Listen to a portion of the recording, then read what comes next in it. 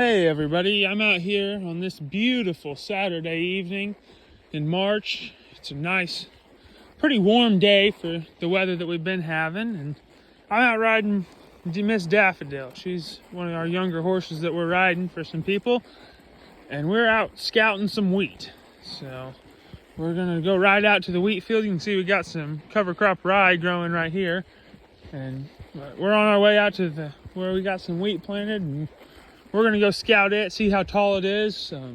You guys saw, if you watched the short from, I think, March the 15th, it's on the YouTube channel. You can see where we've spreaded some urea on the wheat, and we're gonna go see how well it responded. Would you look at that beautiful sunset? That is one thing about Southern Illinois that I love, is these beautiful sunsets, and I can't think of a better way to enjoy it than out on a horse.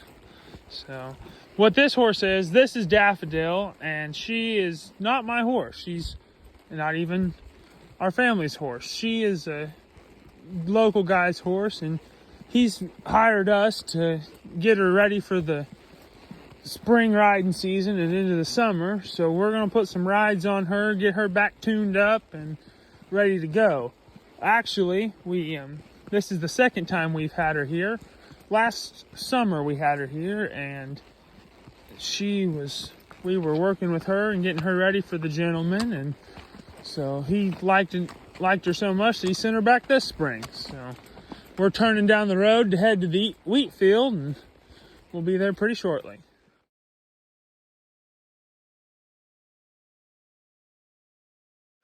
So we're riding up to the wheat field here. You can see it. Well, you can't. There's a lot of green going around. You can see we've got some cover crops on both sides. Right here, this is some rye, and I think that is some volunteer rye from the past year. It was in rye, and so it's still coming up pretty good. And we got some rye over here coming up, and we're using that to bust up some compaction and hold some soil in place, and just overall have a pretty good cover crop with it. Now you can see where we get a different shade of green, and this is some rye.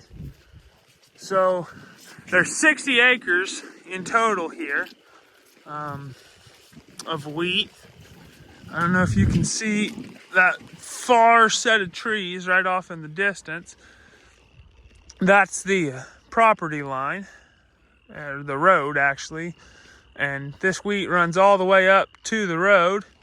There out in the middle of it's a big ditch, and that's kind of where we're dividing it off. So I've got about 26, 27 acres right here, and then there's the 33, 34 on the other side. That's the fellow that I work for. It's his wheat. And so we're splitting this, doing a pretty fair trade, and so this is my wheat, and then on the other side of the ditch is his wheat. And so we just got done spreading urea on it a couple days ago, and it's grown quite a bit, so that's good. We'll get out and take a few measurements and see where we're at. So I'm really liking what I'm seeing here with the wheat. It's really taken off quite a bit. I think it's grown probably close to 3 or 4 inches, maybe a little more. We're not going to get off and get down in there. You can see there's a bunch of water standing, and it's all nasty, and I'm not really feeling like getting all muddy today. I'm somewhat stayed clean today. So we're gonna head back to the house, enjoy what's left. The sun's really went down since we've gone. And you can see the dogs are out running, having fun, chasing. And so we'll head back to the house and wrap up this beautiful day. See, there's your standing water. I don't really want to get out into that. I'm not much of a swimmer. So here we are, we're along the straightaway, and we're approaching the road where the property line is, and I'm really liking what I'm seeing here. I'm seeing some weeds that we could handle to get under control. And our mare, she's not really liking that it's muddy out, but no one's really liking that it's muddy out. Let's get our reins under control. There we go. But it's growing quite a bit, which is good. We can't get a sprayer out there right now. I think we got a couple inches of rain last night on top of rain all throughout the week. So there's a lot of mud out here, and don't want to rut the field up. So we ain't gonna spray it for probably a week. But we'll get the weed under control, get it ready for another application of nitrogen, and hopefully it'll take off and produce a whole lot of wheat. We've got 110 bushel wheat. That's not true at all, but hey, if it wanted to make 110 bushels, I would be one happy man. And so you can see we're out riding through one of these waterways, and there is a bunch of water. We've taken a bunch of water. All this water flows into the Sugar Camp Creek. So any of you locals or people that study creeks, you probably know the Sugar Camp Creek. It's a big old creek, flows into the mighty Mississippi River after it hits up with some other local creeks. And so we get a lot of water. All the water from around this area flows straight in. And over here you can see we got Seidel Farms. That's where a majority of the grain farming is done. That's whose wheat and rye and all this is. It's where I work and all that. You might be saying, well, I thought you were Hampson Family Farms and Ranch, and you would be correct. And Hampson Family Farms is on the other side of them trees. That's where all of our goats and our cows and horses and all that, that's where we stay. But this is where most of the grain farming takes place. So just neighbors, just down the road. And this beautiful Illinois territory. We've got pretty flat ground here. It's got some roll to it, but overall pretty flat. You know, nice to just look at, and you can see there's some big hills over that way that we kind of get into when we're farming, but overall it's pretty flat. I'm gonna take some time right now to give a shout out to one of our viewers, Mr. Jason Hall. He's my chemistry teacher, and he just absolutely loves watching these videos. He tells me every day to make more videos because every time he laughs. And so I like to think that he's laughing because he enjoys them. More than likely, he's laughing at me, not with me. But you know what? Let's give him a shout out. I'll show you something that's not very good real quick. With all this rain, we had some culverts split apart, and you can kind of see where we've already fixed that one once before. There's some matting or something over the top of it, and it's caused some big holes. And so we're gonna have to get that fixed pretty quickly and maybe dip some dirt out there. And of course, all this big rain, this was actually had water flowing over it. We had so much water coming through here. And for reference, that's about 6 foot deep. Plus we had water flowing over. So I bet that right in here where that was probably every bit of 7 foot of water. And see, there's an old culvert that is just completely lost in there that we ain't even got. And so that ditch flows straight out to the Sugar Camp Creek. Here's the front view of the farm. That's kind of where we store most of the equipment in the off season. We got the combines in there and the sprayer and the drill, and I think there's a tandem in there and some tractors and whatnot. We store them in this big old shed. My dad built that with his construction company. And over there's the machine shop and the farmhouse, and there's one of the corn bins. We got a whole mess of things here. I think there's 16 total bins, varying in sizes, put up over the years. We can store 100% of the crops that we grow. And you can see we're coming around. There's another shed, and you can see part of the shop and the collection of augers and belt conveyors. It won't look like the Seidels are home. Their truck and car are gone, but here's the other part of the shop, and down at the back sheds we got, I think, the semis parked up in there, and maybe a tandem and both planters and probably both of the big tractors. And then there's the shop, and part of the shop is used for storage too, but then there's big old work area.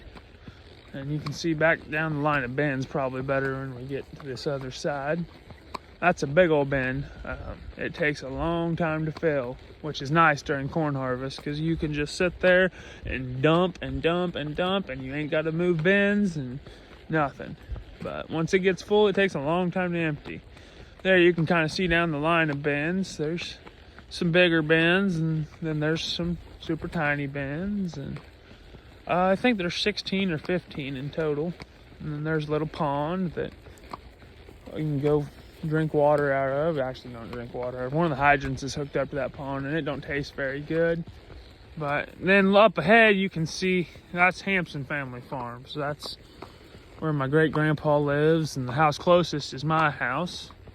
And then there's the woods where we keep the goats and do some horse riding. So it's all pretty close, only about a quarter mile or so.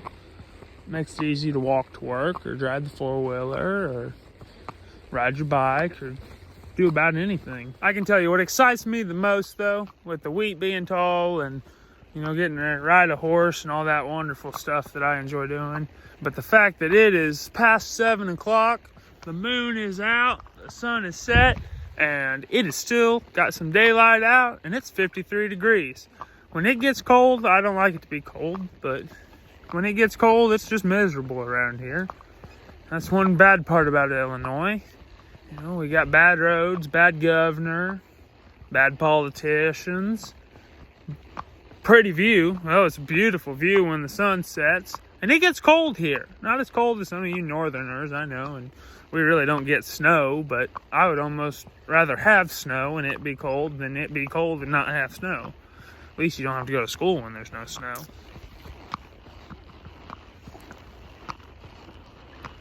So we're back here at the house. As you can see, the lighting's kind of poor. I got my flash on, and see, here's some of our township equipment that we're using. And I was just going to show you the 3 parts of a saddle that we have. Is we got what we call the back girt, and we got what we call the front girt. Some call it the latigo, but front girt is pretty simple. And then we got the breast collar. And so these 3 things are what hold it on. And to get them off, you just got to pop that up right there and pop these 2. This is what's called a pulling collar. Some of them only have 1 set of straps up here, and this one's got 2. And then this is just wrapped up in here. We'll kick the stirrup up there, and you gotta pop it off. I'm trying to do it one-handed. There we go. Pop it off the hook, and then you can just pull that leather strap out, and it falls. And so that's basically how you unsaddle a horse. So I was going to end this video today. I'll introduce you to the horses that are ours. This is May. She is half quarter horse, half Belgian, I believe. So she's a quarter draft type horse, and she has not been rode yet. That's my job here when school gets out, is to kind of start her and get her ready. Plans to have her as a using horse and as a breeding horse. Make some big old stocky horses. And this is Skeeter. Skeeter is Cole, my little brother's horse, and my dad's horse. He is, what are you, 6 or 7? And he's dirty right now. He went out and rolled. But, oh, he wants kisses. Hi, Skeeter. Hi, Skeeter. Okay. But he's the meanest horse in the barn. He likes to bite other horses. This is my favorite horse in the whole barn. This is Mr. Kojak. He's also dirty. I don't know what his problem is. But Mr. Kojak, I rodeoed off of him for a long time, and he's the best horse. This is the horse we put new riders on, and we always tell them, if this horse, you know, he's not going to buck. We've had him for 13 some odd years, and he's never once bucked anybody off. He's only about 15, so we've had him for a majority of his life, never once bucked anybody off, and we say, if he takes off and runs with you, you better hold on, because whatever he's running from is scary enough that you don't want to be a part of it. And this is Jazz. This is my little brother's horse that he rodeos off of, and I don't like this horse at all. She's mean. She's not a bad horse, but I don't like her. She don't like me either. There's a story that we might tell one day if we do a story time, where I thought she was going to kill me, trying to get her out of the horse trailer. And then the horse that's come closest to killing anybody, this is old Buck. I'll turn the camera. Well, no, I won't, because that'll make it weird. This is old Buck. And why is his name Buck? Well, I guess he didn't buck my dad off, but this is the horse that broke my dad's leg this summer. And so he's still here. He's also a half draft. He's got Shire in him, which is a draft breed and a quarter horse. And I don't know what we're going to do with him. We're going to ride him and probably sell him. And then last but not least, this is arguably, in my opinion, the prettiest horse in the barn. This is May. We bought her. She was pretty malnourished and pretty sad to look at when we got her, but we've got her fed up and getting some weight. And actually today was her first time being ridden. Brother Caleb, he got on her and rode her, and she did really good. So big things coming up in the horse part of this. And so these are the 6 horses that are ours, and that's why I don't like that horse either. Belgians are notorious for tearing up stuff, and she has done a number on our stalls. Stalls have been here for 12, 13 years. Never once had a problem until we bought a horse with a Belgian in it. I'm going to turn them out to pasture for the evening and head into the house. That's where Miss Daffodil stays. We try to keep her separate so she's not getting messed with by the other horses. But here are the horses here at Hampson Family Farms and Ranch. You say bye, Skeeter? Say bye. Bye, everybody. Bye. My name is Skeeter. I like to bite people. Yes, I do.